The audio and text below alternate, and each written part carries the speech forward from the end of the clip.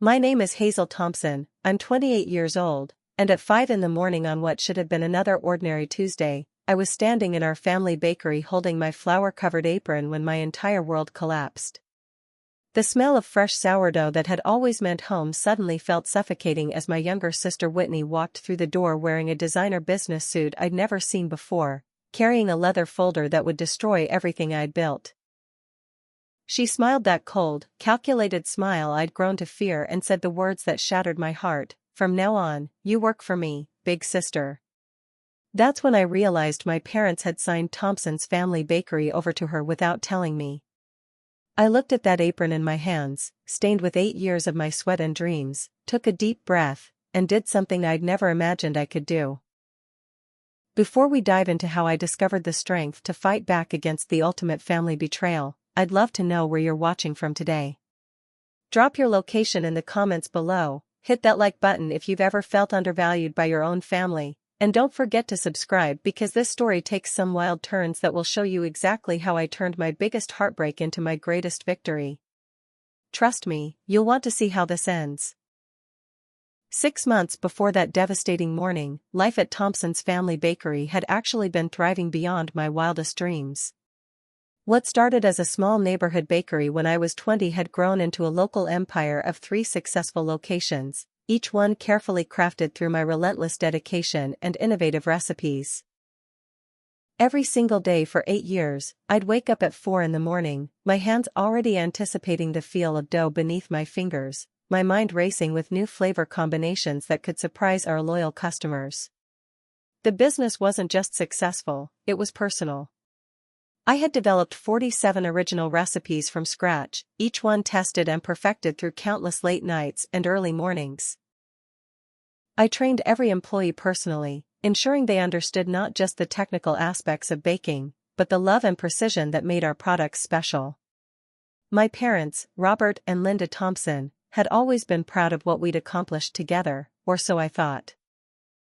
Dad would often tell customers how his eldest daughter had transformed their little dream into something extraordinary, while Mom would beam with pride when food bloggers wrote glowing reviews about our signature maple pecan croissants.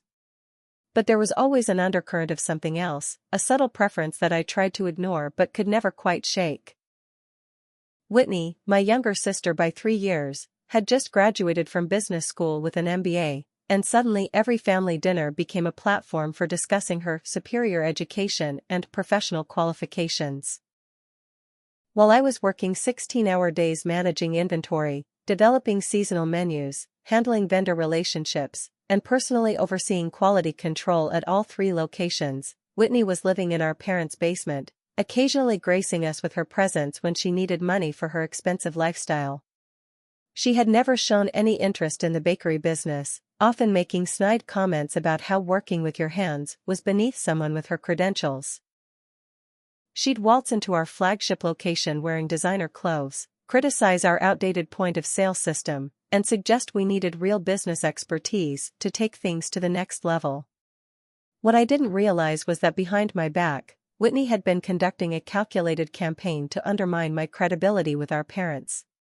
She spent hours convincing them that while I might be talented at baking, I lacked the sophisticated business acumen needed to manage a growing company. She planted seeds of doubt about my financial decisions, questioned my expansion strategies, and gradually convinced them that the bakery needed professional management to reach its true potential. The first real attack came when I discovered Whitney had been secretly reviewing our financial statements and creating her own analysis that painted me as fiscally irresponsible. She had somehow gained access to our accounting software and manipulated the data presentation to make it appear as though I was wasting money on premium ingredients and unnecessary equipment upgrades.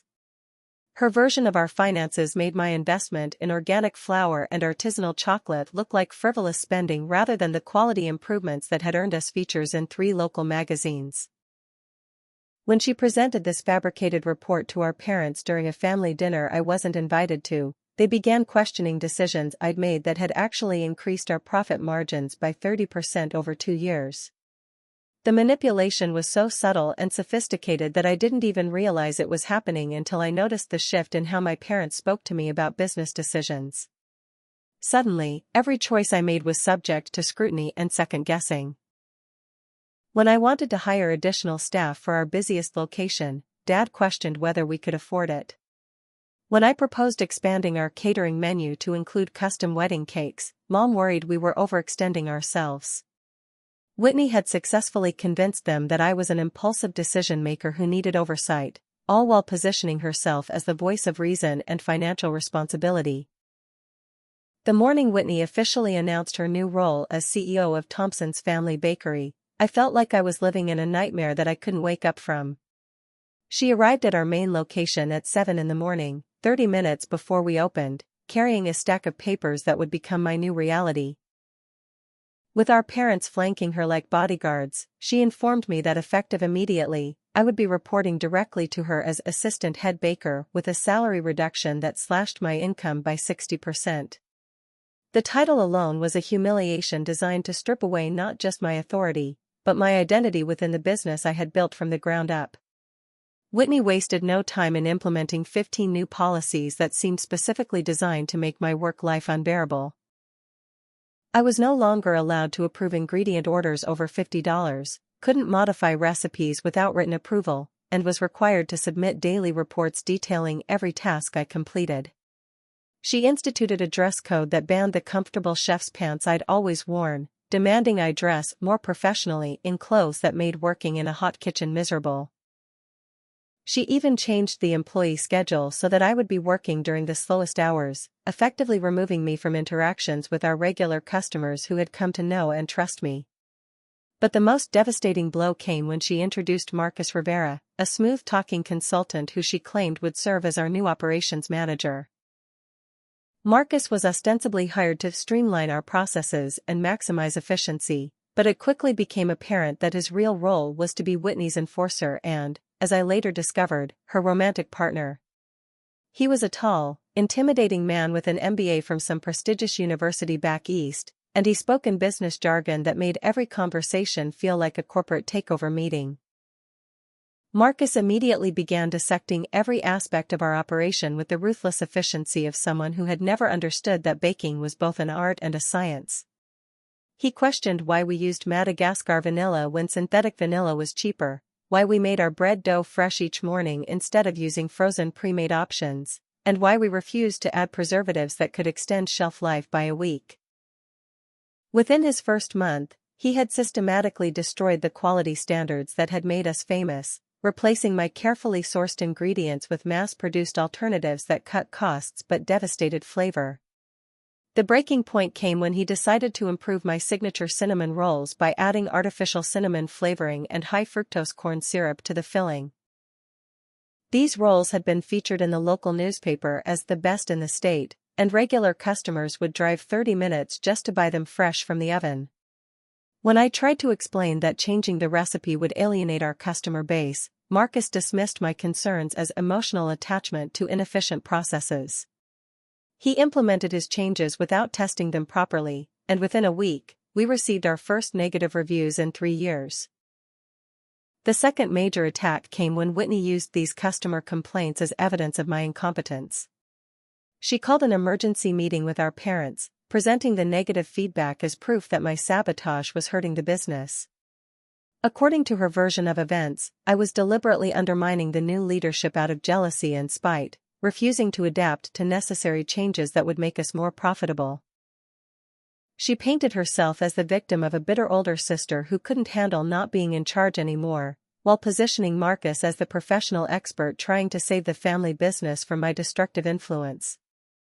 During this time, I found my first real ally in Grace Chen, a longtime employee who had been with us for 5 years and understood the true heart of our operation.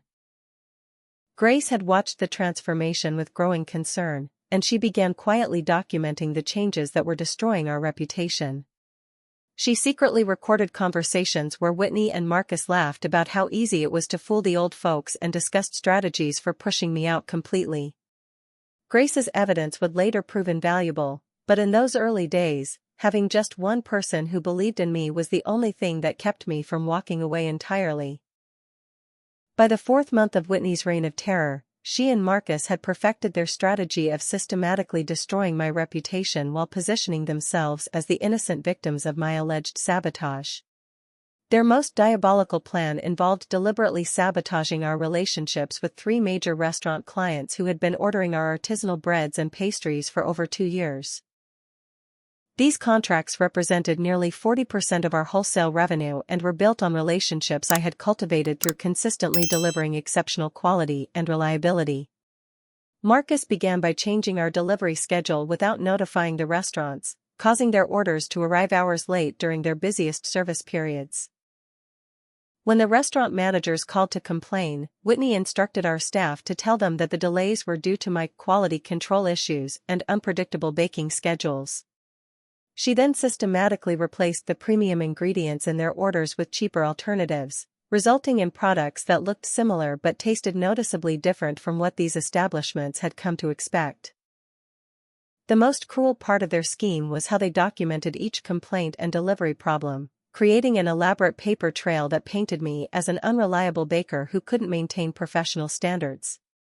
When Pietro's Italian Bistro, our largest account, finally canceled their contract after receiving bread that was dense and flavorless compared to my original recipe, Whitney called an emergency family meeting to address my failure to maintain client relationships.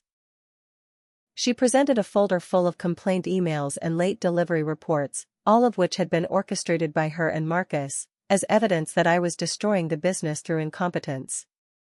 The third attack was even more devastating because it struck at my personal integrity.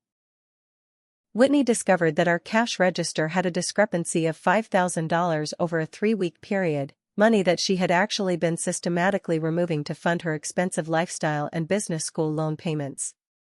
But instead of acknowledging her theft, she called in our parents and accused me of embezzling money to fund what she claimed was a secret plan to start my own competing bakery. She had even created fake emails from a commercial real estate agent, supposedly sent to my personal account, discussing potential locations for Hazel's artisan breads. The confrontation that followed was one of the most heartbreaking experiences of my life. My parents, armed with Whitney's fabricated evidence and months of her subtle manipulation, sat me down like disappointed parents confronting a troubled teenager. Dad's voice shook with disappointment as he asked me how I could steal from the family business that had supported all of us for so many years. Mom couldn't even look at me directly, her face twisted with a mixture of hurt and betrayal that cut deeper than any physical pain I'd ever experienced. When I tried to defend myself, explaining that I had never taken money and had no plans to start a competing business, Whitney presented her evidence with the skill of a prosecutor delivering a closing argument. She had bank records showing cash withdrawals that corresponded to the register shortfalls, conveniently ignoring the fact that she had access to the same accounts and had been the one making those withdrawals. The fake emails were crafted so convincingly that even I began to doubt my own memory of whether I had somehow inquired about commercial real estate without remembering it. The ultimatum my parents delivered felt like a death sentence for everything I had built and believed about family loyalty.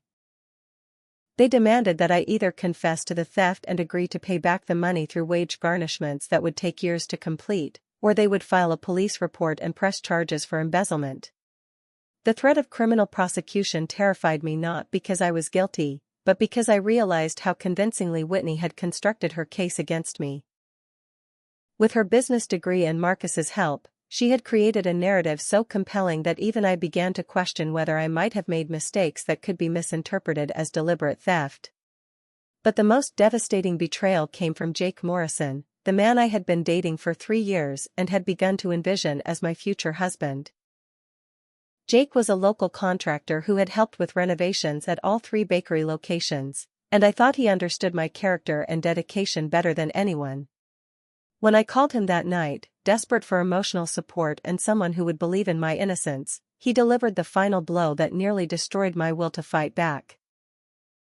After listening to my explanation of Whitney's accusations, Jake quietly told me that perhaps I should take responsibility for my mistakes and try to make things right with my family. His lack of faith in my integrity revealed that Whitney's campaign of character assassination had been even more effective than I had realized. She had been subtly poisoning my relationship with Jake for months, casually mentioning her concerns about my stress levels and erratic behavior during the few times they had interacted socially.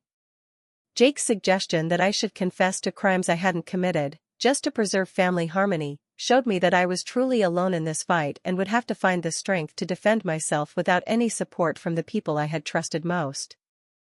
The week after my parents threatened me with criminal prosecution was the darkest period of my entire life, a time when everything I had worked for and everyone I had loved seemed to turn against me simultaneously. My banishment from the family home came with just 2 hours' notice, Whitney claiming that my volatile emotional state made me a danger to our elderly parents.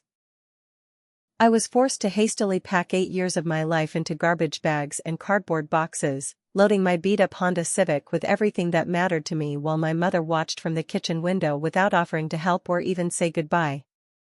The only apartment I could afford on short notice was a tiny studio above a laundromat in the worst part of town, a space so small that my bed, desk, and kitchenette occupied nearly every square foot of livable area.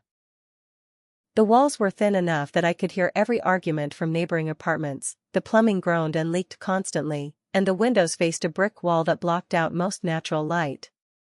After years of living in the comfortable family home where I had grown up, this dingy apartment felt like a prison cell designed to remind me of how far I had fallen.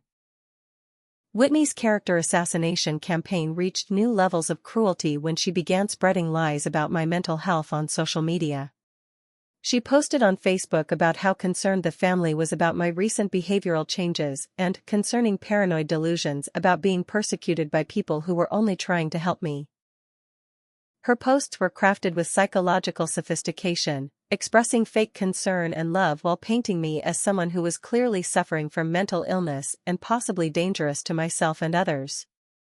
The post that hurt most claimed that she was heartbroken to watch her beloved sister lose touch with reality and that the family was seeking professional help for my condition.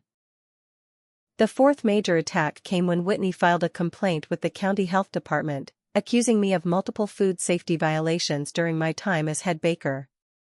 She claimed that I had been storing ingredients at improper temperatures, using expired products, and failing to maintain proper hygiene standards in food preparation areas. The complaint was so detailed and specific that it read like the testimony of someone who had witnessed these violations firsthand, when in reality Whitney had rarely set foot in our kitchen during my years of management. The health department investigation that followed was humiliating and professionally devastating. Inspectors arrived at the bakery during our busiest morning rush, disrupting service while they conducted a thorough examination of every aspect of our operation. Even though they found no current violations, the mere fact of the investigation became public record and was reported in the local newspaper's business section. Potential customers who read about health department concerns began avoiding our products, and I watched helplessly as foot traffic to all 3 locations declined dramatically. Marcus escalated their psychological warfare by hacking into my personal email account and social media profiles, then selectively sharing private conversations and photos designed to make me look unstable and unprofessional.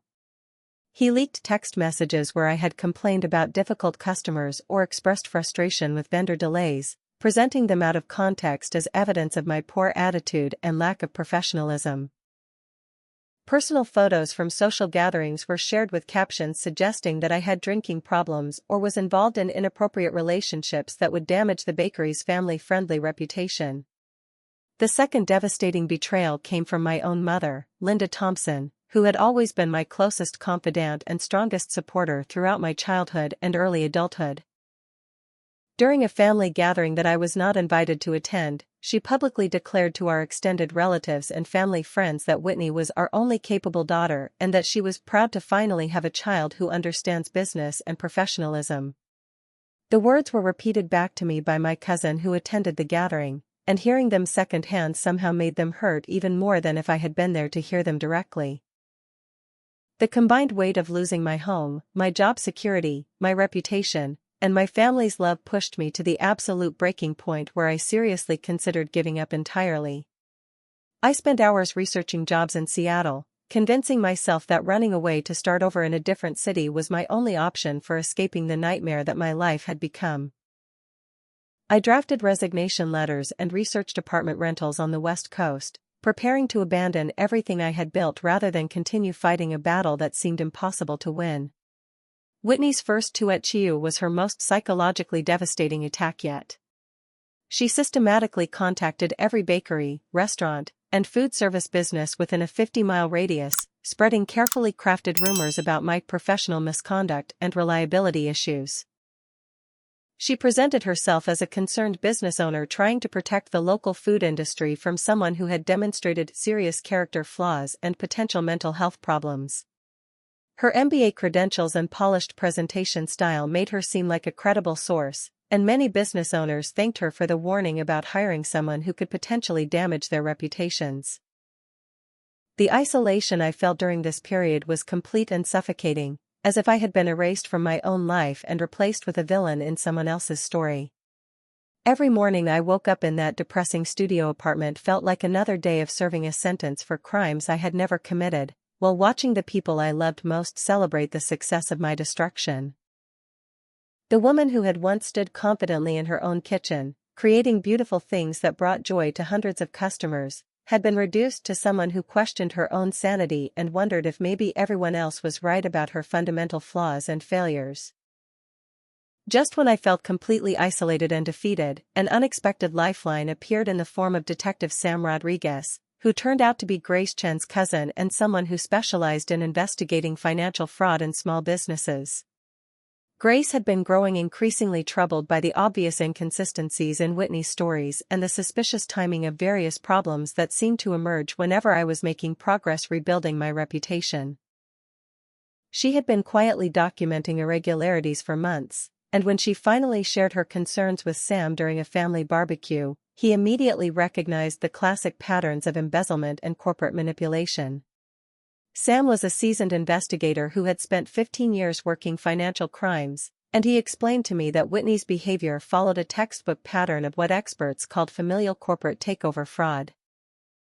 The combination of psychological manipulation, document falsification, and systematic character assassination she was employing represented a sophisticated scheme that he had seen in dozens of similar cases.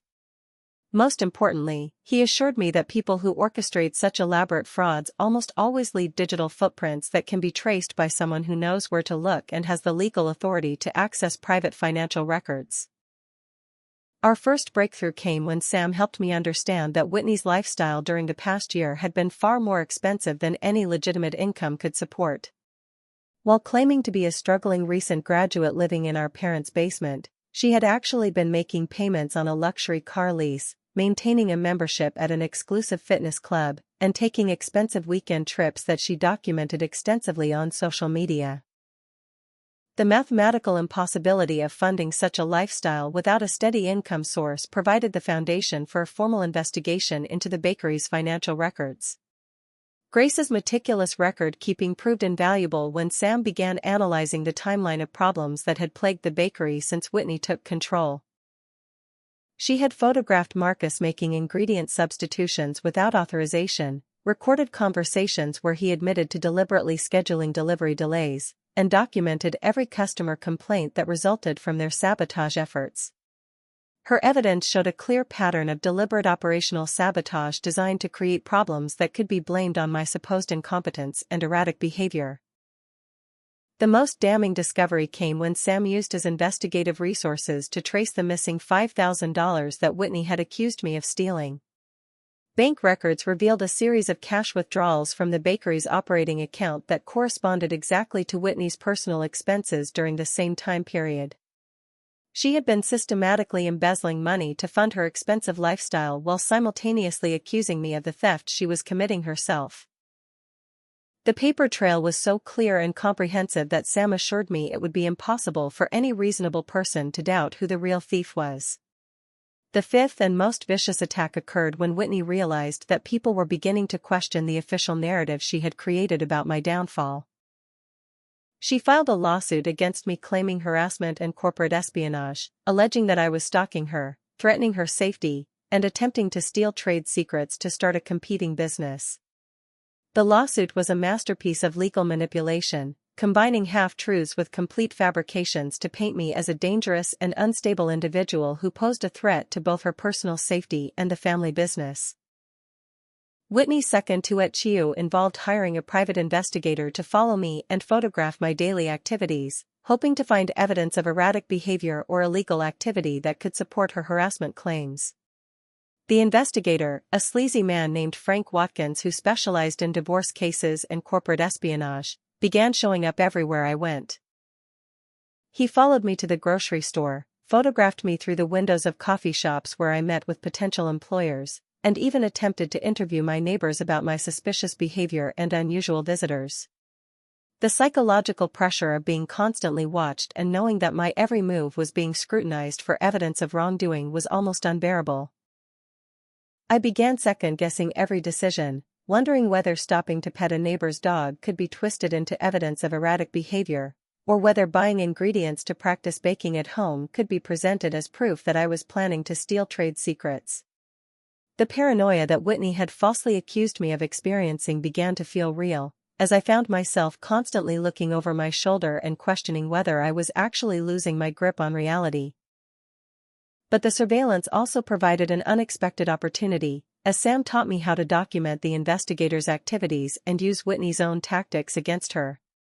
We discovered that Frank Watkins was operating without a proper license in our county, had been taking photos from private property without permission, and had made false statements to my neighbors about being a law enforcement officer. Sam helped me file complaints against both the investigator and Whitney, turning her harassment campaign into legal evidence of her own misconduct and providing additional proof of the systematic conspiracy she had orchestrated against me. During this period, I began learning skills I never thought I would need, developing what Sam called a survivor's mindset that involved carefully documenting everything, trusting no one completely, and always assuming that my enemies were smarter and more ruthless than they appeared. The innocent baker who had trusted her family and believed in fairness and honesty was gone forever, replaced by someone who understood that sometimes good people have to fight dirty to survive and that family can be more dangerous than strangers when money and power are involved. Armed with Sam's expertise and Grace's unwavering support, I began developing what could only be described as a calculated campaign to expose Whitney's fraud while protecting myself from her increasingly desperate attacks. Sam taught me that successful investigations require patience, strategic thinking, and the ability to let your enemies believe they are winning while you gather the evidence that will ultimately destroy them. The first lesson he gave me was that emotional reactions and direct confrontations would only give Whitney more opportunities to paint me as unstable and vindictive. My transformation from victim to strategic opponent required learning skills that had nothing to do with baking but everything to do with survival in a world where my own family had become my greatest enemies. Sam showed me how to create detailed chronological documentation of every incident, how to back up digital evidence in multiple secure locations, and how to communicate in ways that could never be misinterpreted if presented in court.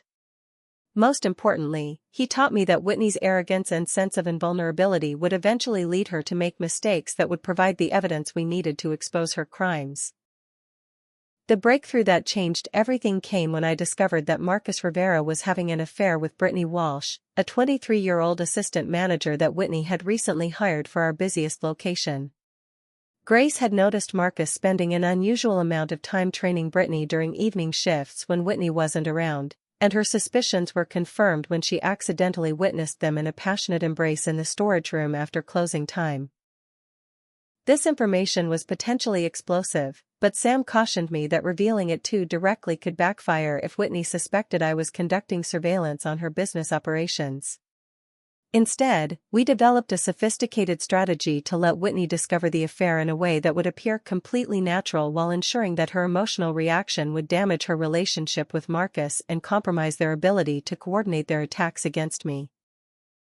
Grace began leaving subtle evidence where Whitney would find it, such as leaving Marcus and Brittany's work schedules overlapping in obvious patterns and casually mentioning customer comments about how close the two seemed during their shifts together.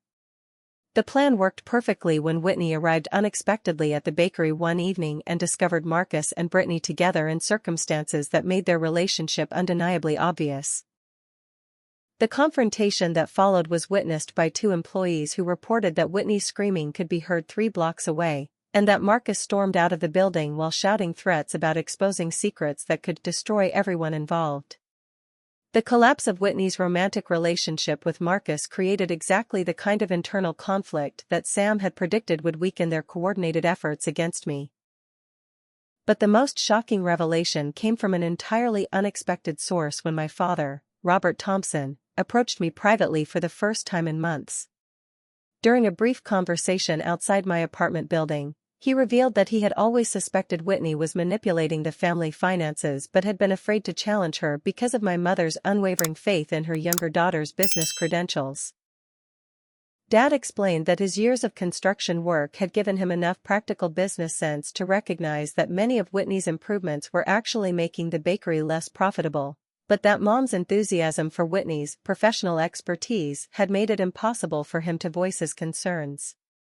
This revelation was both heartbreaking and liberating, as it confirmed that at least one member of my family had retained enough common sense to see through Whitney's manipulations. Dad couldn't openly support me without causing a devastating rift with Mom, but he began providing subtle assistance by asking pointed questions during family business meetings and requesting detailed explanations for financial decisions that had previously been accepted without question. His quiet resistance created additional pressure on Whitney to justify her actions and provided openings for the evidence that Sam and I were gathering to eventually surface. My first successful counterattack came when I was able to expose Whitney's false health department complaint as a malicious fabrication designed to damage both my reputation and the bakery's standing in the community. Sam had discovered that the complaint contained specific details about storage temperatures and expiration dates that could only have been known by someone with access to our ordering and inventory systems, proving that the anonymous tip had actually come from someone inside the business.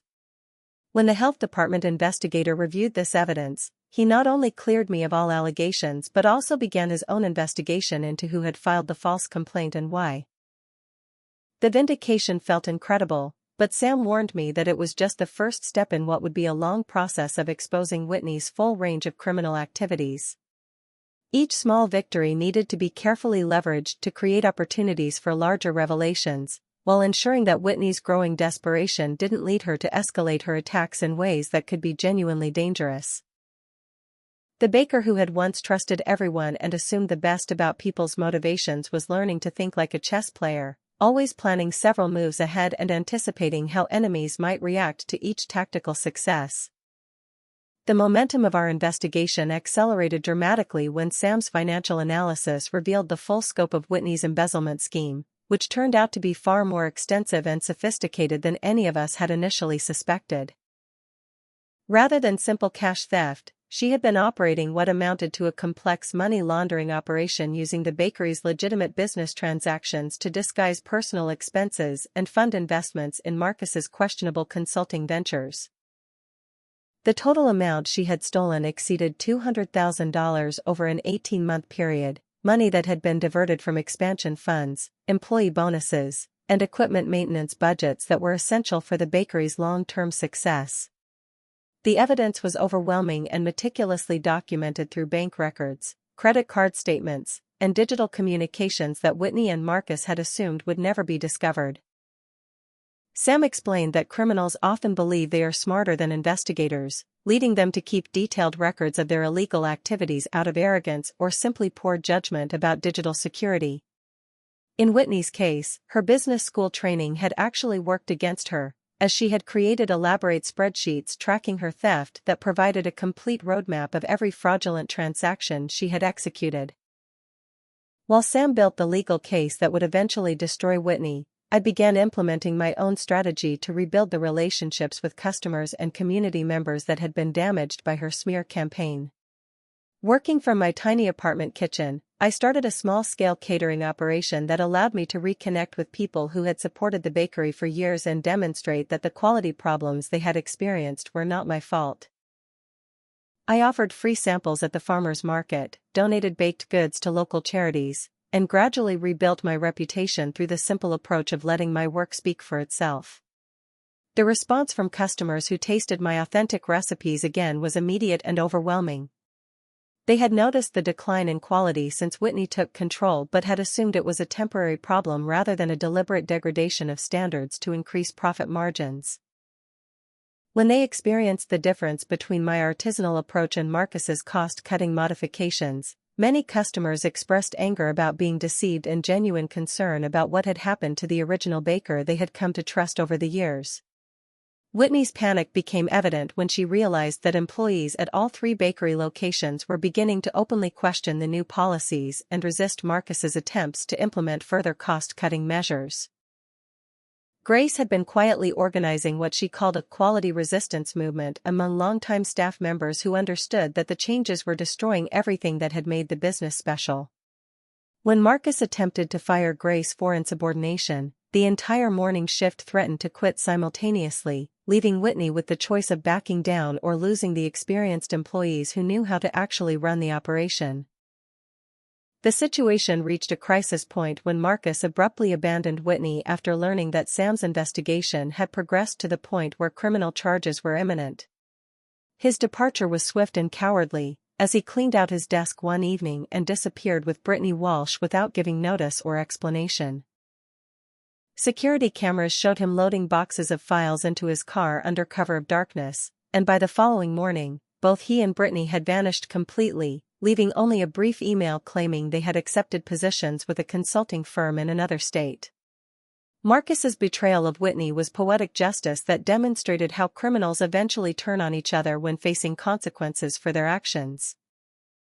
The man who had helped her destroy my life and steal from the family business revealed his true character by abandoning her the moment their scheme began to unravel. Whitney was left to face the results of their conspiracy alone, without the support system she had relied on to maintain her facade of competent leadership and without the romantic relationship that had motivated much of her criminal behavior. My secret weapon during this period was the underground baking business I had been quietly developing, which allowed me to maintain my skills while building a customer base that would eventually form the foundation for my comeback. Working with borrowed equipment in Grace's home kitchen and selling products through word-of-mouth referrals, I was able to demonstrate that my talent and dedication had not been diminished by Whitney's attacks. The contrast between the quality of my independent work and the declining standards at the family bakery became impossible for anyone to ignore. The psychological satisfaction of watching Whitney's carefully constructed empire begin to collapse was tempered by the knowledge that my family relationships might never recover from the damage that had been done. Even if I could prove my innocence and expose her crimes, the fact that my parents had chosen to believe her lies over my truth represented a fundamental betrayal that would be difficult to forgive or forget. The victory I was fighting for was no longer about regaining my position in the family business, but about clearing my name and building something new that could never be taken away from me again. The morning detective Sam Rodriguez arrived at Thompson's family bakery with a warrant for Whitney's arrest was the culmination of months of careful investigation and the most satisfying moment of my entire ordeal. I wasn't present for the actual arrest, but Grace later described the scene as Whitney was led away in handcuffs while customers and employees watched in shocked silence. The charges included embezzlement, fraud, filing false police reports, and conspiracy to commit theft, representing a comprehensive legal accounting of the crimes she had committed against both me and the family business that we had all worked so hard to build. The evidence that Sam presented in court was so overwhelming and meticulously documented that Whitney's expensive attorney advised her to consider a plea agreement rather than risk a trial that would likely result in an even harsher sentence. Bank records, digital communications, witness testimony, and security camera footage created an unshakable case that demonstrated both the scope of her theft and the calculated cruelty of her campaign to destroy my reputation while covering up her own crimes.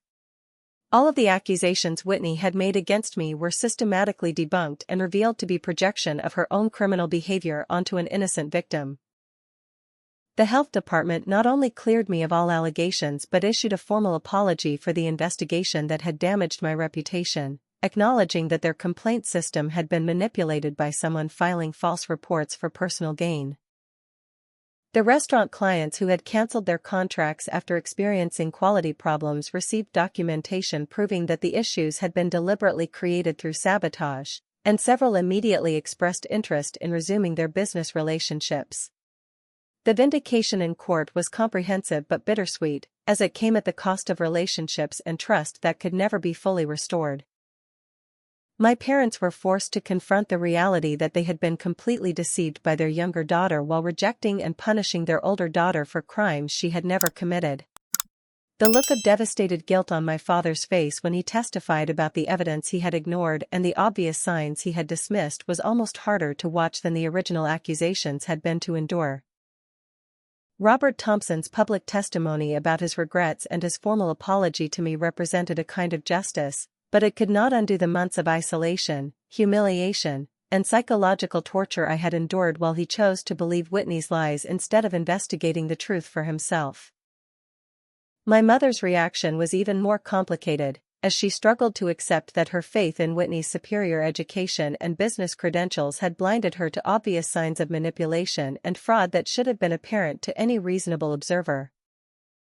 The media attention that surrounded Whitney's arrest and trial brought unexpected validation as local newspapers published detailed accounts of the investigation that portrayed me as a victim of sophisticated financial fraud rather than the unstable and incompetent person Whitney's smear campaign had tried to create. The headline "Local Baker Vindicated After Sister's Fraud Scheme" felt like a public restoration of the reputation that had been so carefully and cruelly destroyed over many months of systematic character assassination. Jake Morrison's pathetic attempt to reconcile with me after the truth became public revealed the depth of his character flaws and the complete absence of the loyalty and trust that should define any meaningful relationship.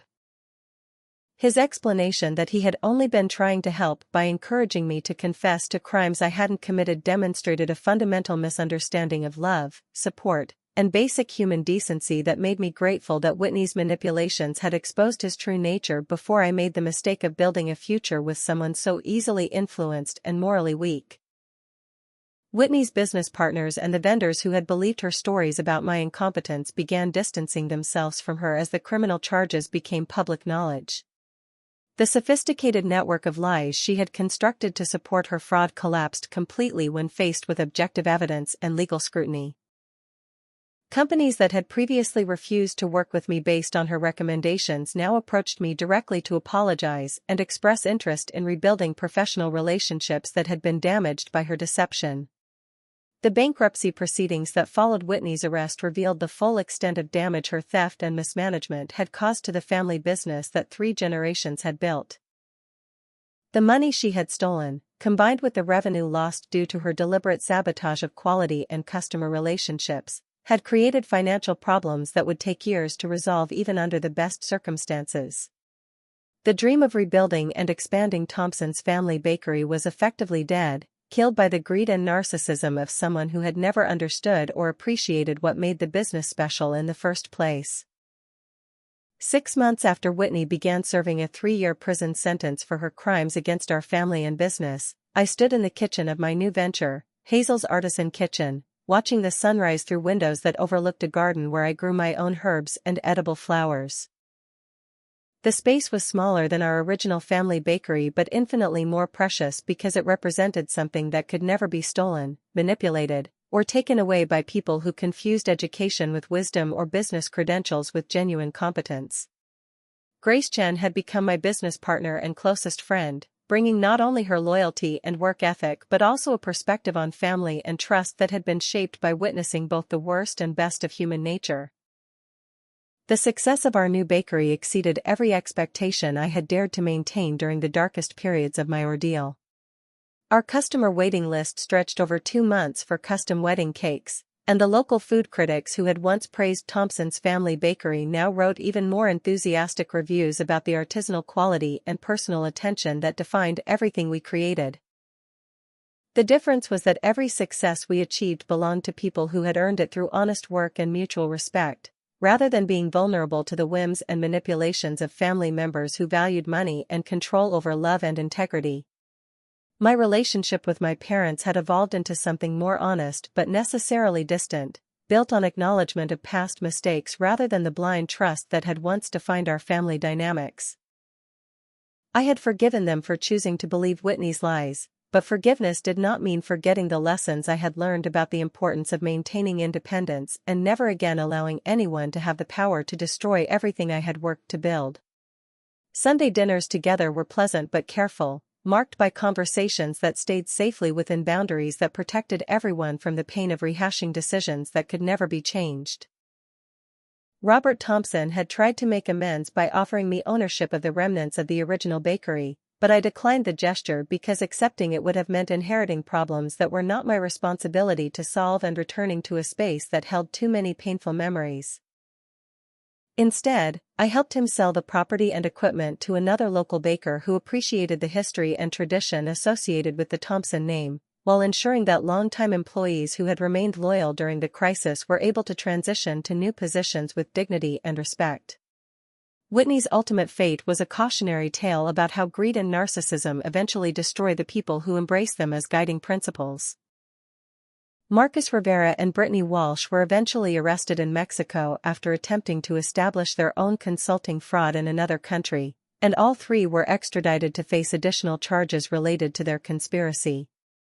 The last I heard, Whitney was working in the prison kitchen, finally learning what honest work felt like after years of believing she was too educated and sophisticated for manual labor. The romantic relationship that eventually developed with Daniel Foster, a respected food critic who had been following my story since the beginning, represented everything that my relationship with Jake Morrison had failed to be. Daniel understood that supporting someone meant believing in their integrity even when circumstances made that faith difficult, and he had never wavered in his conviction that the quality of my baking indicated character traits that were incompatible with the crimes Whitney had accused me of committing. Our relationship was built on mutual respect for each other's work and shared values about honesty, creativity, and the importance of creating beautiful things that brought joy to other people. The deeper truth that emerged from my ordeal was that family is not automatically defined by blood relationships or shared history, but by who chooses to stand beside you when everything falls apart and who celebrates your victories without jealousy or hidden agendas. Grace, Sam, Daniel, and the employees who had risked their own security to support me during the crisis had proven themselves to be more loyal and trustworthy than the people who shared my DNA but had never truly understood or valued my character and contributions. The business philosophy that guides Hazel's Artisan Kitchen reflects everything I learned about the difference between authentic success and the hollow achievements that come from manipulation and theft. Every recipe we develop is tested honestly, every employee is treated with respect and paid fairly, and every customer relationship is built on delivering exactly what we promise without exception. The integrity that Whitney had tried to destroy by accusing me of lacking it became the foundation for something better and stronger than what we had lost. My final lesson was that sometimes the most devastating betrayals become unexpected gifts by forcing us to discover strength and resilience we never knew we possessed. The woman who had once defined herself primarily as a daughter and sister in a family business had become an independent entrepreneur who understood her own worth and refused to accept treatment that diminished her value. The pain of being rejected and attacked by people I loved had taught me to create better boundaries and demand better treatment from everyone in my life going forward. The sweetest victory was not revenge against Whitney, who had ultimately destroyed herself through her own choices, but the daily satisfaction of waking up excited about work that challenged my creativity and surrounded me with people who shared my values. Every morning when I unlocked the doors of our bakery and breathed in the scent of fresh bread and brewing coffee, I remembered that the best revenge is simply living well, and that true success tastes like fresh-baked bread at dawn, created by hands that have learned the difference between taking what belongs to others and building something beautiful that belongs entirely to you. Now I want to hear from all of you who have made it through this incredible journey with me. Have you ever experienced betrayal from family members who were supposed to love and support you? How did you find the strength to rebuild after people you trusted tried to destroy everything you had worked for? Drop your stories in the comments below because I know many of you have faced similar challenges and your experiences could help someone else who might be going through their own family nightmare right now. If this story reminded you that sometimes we have to fight for our own dignity and worth, please hit that like button to show support for everyone who has ever had to stand up against family members who confused love with control. Don't forget to subscribe and ring that notification bell because I'll be sharing more stories about overcoming betrayal and building something beautiful from the ashes of what others tried to destroy. Share this video with anyone who needs to hear that it's possible to survive family betrayal and come out stronger on the other side. Thank you for staying with me through every twist and turn of this journey, and remember that your worth is not determined by how others treat you, but by how you choose to treat yourself when the people who should love you fail to see your value. Keep baking your own dreams, and never let anyone convince you that you don't deserve the beautiful life you're working to create.